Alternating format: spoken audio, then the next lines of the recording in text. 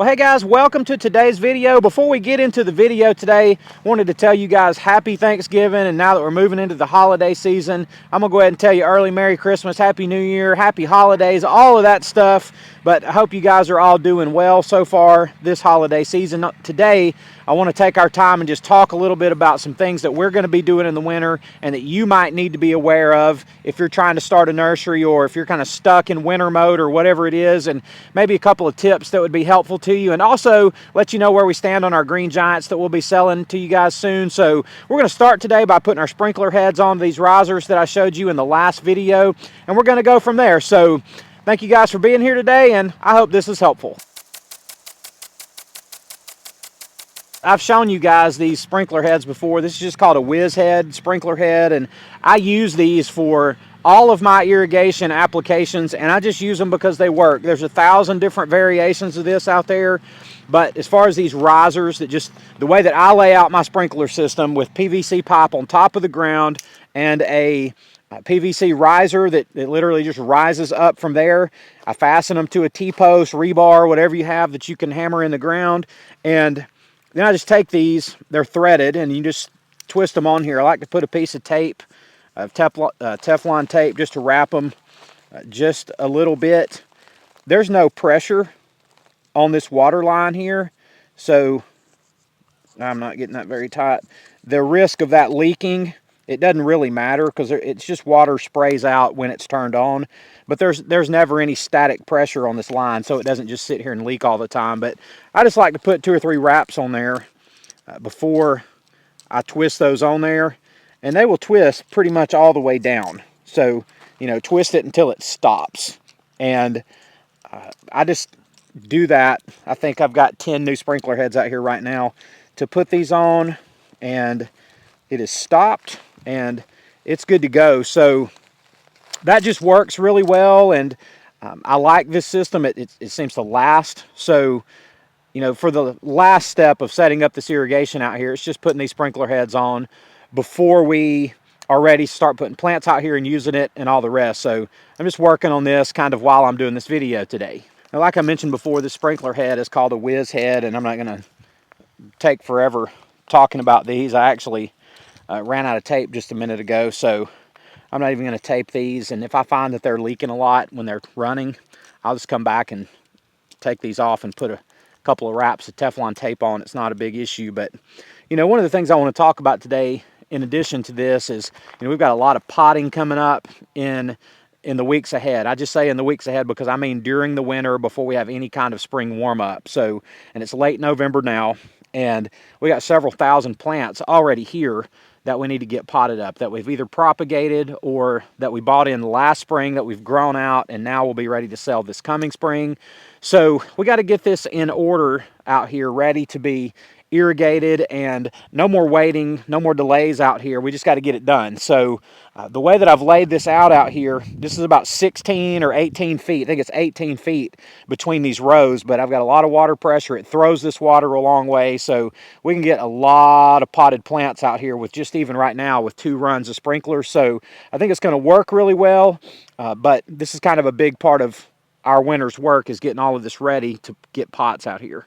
You know, another issue that I mentioned, I don't know, some time ago to you guys, was I've kind of ran into a snag on my potting soil. You know, I've had a very reliable sawmill for my hardwood bark mulch, and they've quit making it, at least for now, and their equipment's broke down, and, you know, I don't know when it's going to be replaced. And when I call them, you know, they can't really tell me anything other than we don't have any. So, you know, I'm working on a plan B for potting soil, and I'll let you guys know how that's going when I get it resolved. But, you know, if you're starting a nursery, if you're trying to upsize your nursery or whatever it is, if you're thinking about starting next spring or next summer when the weather's nice, that's one of the things that you got to be figuring out right now, is potting soil. And you can't wait, and you know, you can't wait until you're ready to pot plants, until you decide, hey, I need 2, 3, 4, 10 yards of potting soil. You got to get that figured out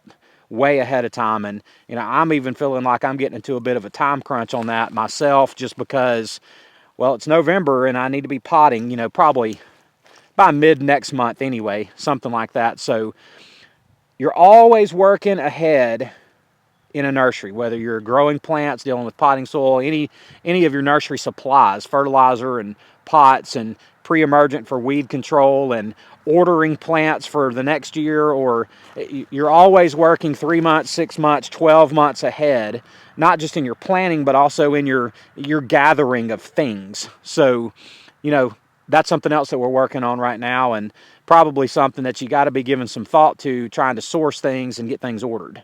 Another thing that we're working on this winter is locating new varieties of plants. And it's really not even anything in particular. I'm not looking for this or looking for that. Our nursery really is not at a place where I'm overly picky about the exact types of plants we have. I just want a variety. And we've been pretty narrowly focused on a few varieties of plants, and I've talked about that a lot, and you guys have seen our hydrangeas, our hostas, yada yada yada. But we want to really expand our hydrangea varieties, our perennial varieties for sure. I'm looking forward to having a pretty large number of blueberry plants this spring that I'm going to get. I think I've got 180 1-gallon blueberry plants that I'll be getting in February. So, they'll be dormant in pots, ready to sell as soon as they leaf out, in a couple of months following that. But the thing that I've really learning about this first year full-time in the nursery, is that I never stop thinking about what's next. And, there's always today to take care of, whatever today is, if it's a busy day, if it's a hard work day, or if it's not, if it's a relaxed day and we're not doing much, whatever it is.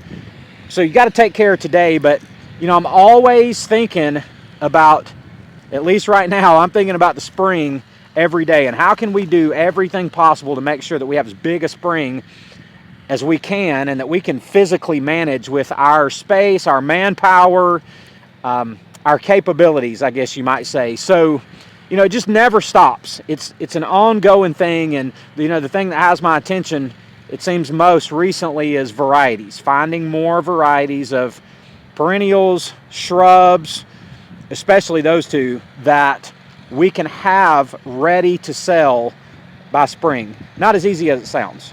I'm going to get this last one twisted on here, and we're going to actually turn this on and see how it works and see what our leak situation is. We haven't even tested this out here with sprinkler heads on it, so we'll give it a go and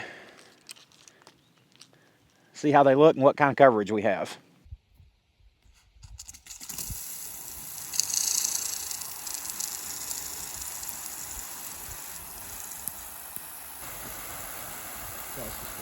Yeah.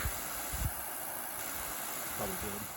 All right, guys, and the last thing I wanted to show you today was just, we're probably 1 to 2 weeks away now from these green giants being ready to offer to sell for you guys. And listen, don't send me an email trying to pre-order. I don't do that. It's too much for one person to keep up with on my end. I will post when these green giants are ready, and they'll be right here on the YouTube channel. I don't post anywhere else. I don't have a website to post them to.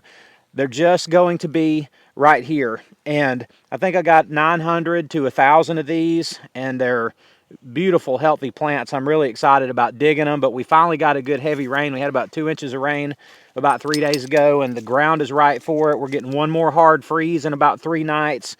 So I want to get that behind us, and the ground ought to be really ripe for us on this end to dig these up and be ready to get them prepared for shipping and all of that. So I'll go ahead and say this once: I can't get these to everybody who's going to want them. There's too much demand, and I just don't have enough. I wish I did, but we're going to get as many as we can to as many people as we can, and I know that that is us doing the best that we can do. So I'm super excited about that, and just to kind of show you, I'll probably do a whole video on these just to show you how much they've grown and how there's some variation in their size. We got some that are probably 10 to 12 inches tall, and some that are close to 2 feet tall. And, that's just kind of what happens when you're growing plants. There's always variation, but anyway, it's an exciting time in the nursery, even though it's winter, and even though things are, dormant, and it's not colorful, and, there's not like exciting new growth and stuff every day. And it's still an exciting time to be in the nursery business, because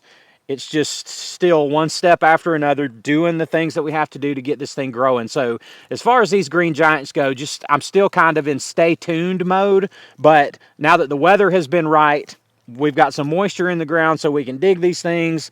We're down to probably 2 weeks or less before I'll be able to offer these for sale for you guys, and I'm excited about that. So if you're interested in them, just stay tuned. So then, guys, after that, we got videos and weeks of work to do with hardwood propagation, starting with our green giants. We've got lots of hydrangeas we're going to try as hardwoods this year just because I have the plant material to do it with. So why not try it? And looking forward to sharing that with some of you guys. And you know, the more I think about it, it's just really, there's a lot to do. There's always a lot to do, but I'm looking forward to sharing it with you guys. Well, hey, listen, thanks for being with us today on this short update video. Happy holidays to all of you. I love you guys, and I'll see you on the next one.